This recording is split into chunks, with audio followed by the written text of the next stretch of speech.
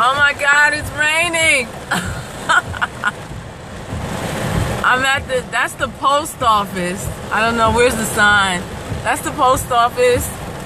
And it is pouring down rain. Look at that rain. And I have to get out the car so I can mail this Mata to Fort Worth, Texas to you, Sandra. Oh my goodness. Okay, so I'm gonna actually take this scope. Hey guys, got my trusty hoodie on my head. Even the lady with the umbrella is not. Oh my God, I want my umbrella. Now remember last week I said that the Lord wants us to have a different perspective on rain, because rain is an indicator of God's provision. It means He is releasing. And so a lot of times, as I said it, I think I said it last week, when we see rain, we automatically think, oh man, I can't go out, I can't do this, I can't drive, and then you get depressed and you're like, why does it have to rain?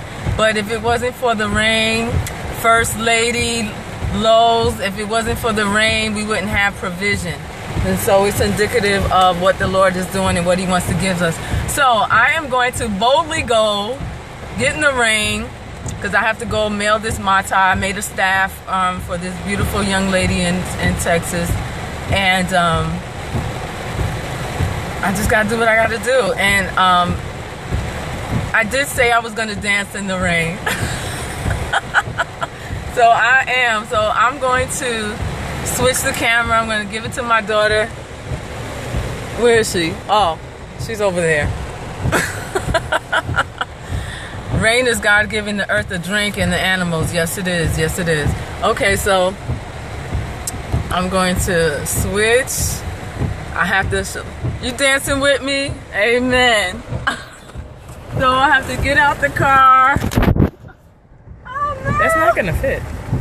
Yes, it is. Oh.